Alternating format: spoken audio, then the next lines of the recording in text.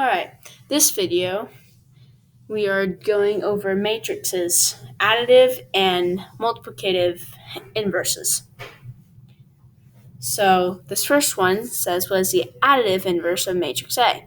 So pretty much the additive inverse is simply turning all the positives to negatives. And I don't know if you do that with the negatives to positives or whatever you do, but I do know that you would change the positives to negatives because that's what I do. And what I've learned today. So you pretty much change this. You would change this 5 to a negative 5. This 3 to a negative 3. This 2 to a negative 2. And this 1 to a negative 1. Just like that. Pretty simple, eh? Now, let's not get so carried away here.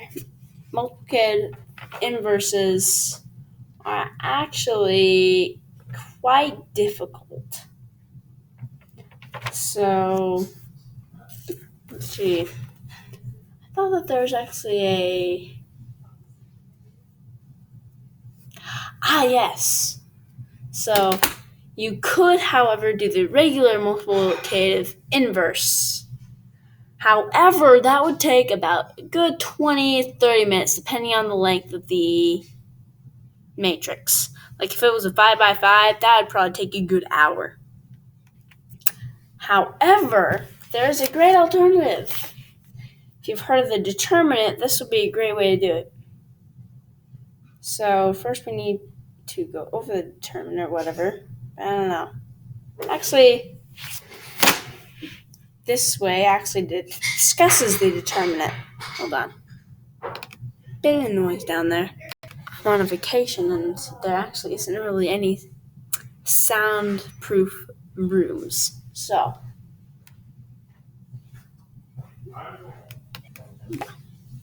anyway. So, they're making jokes down there too. They're jokey people. Anyway, so to find the multiplicative inverse, use the determinant. You would use a formula like this. Hold on, let me write it. In fact, let me try to find it, and I'll try to show you. I don't know. Actually, I'm only showing a tab, so I won't be able to do that. Hold on. I'm going to write it. There we go. Kind of tiny, though. So this is A, B, C, D. Then this is 1 over AD subtract BC. And then this is D, negative B, negative C, A. You figure out what that's supposed to do later, because I'm going to discuss it. So now you're going to want to come up here and you're going to want to take this. So I'm going to want to get a 1. And then, so A and D. So 5 times 1. Oh, whoops. 5 times 1 subtract 2 times 3. So that would be 5 subtract 6. It would appear. So that would be total 1. And 1 over 1 is 1. So that should be pretty easy. So actually, this one's going to be a pretty quick one. So now we could just get this matrix or whatever. So then, let's see. And this original matrix, then you'd want to divide every one of these by the, so you get this top one, then the solution would be this. So it'd pretty much be 1 over 1 in this case, which is pretty much just 1, but you want to have a fraction.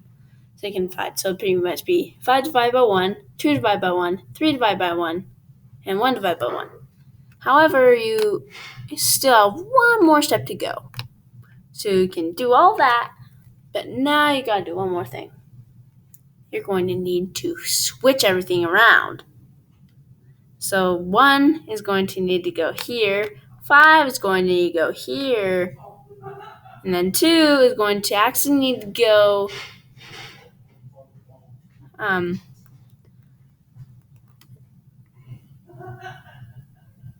2 is going to stay where it is actually, but it's going to change to negative into negative 2 like that. And then 3 is going to change into negative 3. So pretty much things just kind of changed from negatives to positives and things just switched around. And sorcery. Alrighty. Okay. So now question 2. Matrix V. So it has 4, 2, 3, 2. Now the additive inverse is just like before. You just kind of do this. Just change everything that's positive to a negative. Which is really interesting why you'd want to do that. Negative 4, negative 2. Oh, no, I don't want to do that. Negative 3, negative 2. There we go.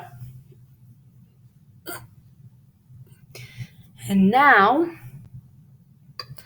so multiplicative inverse. So we're going to want to do the same thing here. So we're going to want to go up here and do 1 divided by, so 4 times 2. 4 times 2. Oh, whoops. Subtract 2. Oh, I keep wanting to have me save image or whatever. 4 times 3. There we go. So that'd be 8. Subtract 6 would be, not 0. Why do I keep doing that? It's 2. So that'd be 1/2. So now you pretty much divide everything by 2. So 4 divided by 2. Oh, I wanted to put this down here, by the way. Wouldn't want to forget to do that. I just didn't do it down up here or on matrix A because it was pretty simple and straightforward. So this first one would turn in, the 4 would be divided by 2, would be 2. And then 2 divided by 2 is 1. 3 divided by 2. That would have to be 3/2 because we can't really simplify that. And then 2 divided by 2 is 1. So, and now we're going to want to change it around again. So 1 and 2 and negative 3/2 and negative 1. So pretty easy, but depends on how difficult you really take it. So, but there we go.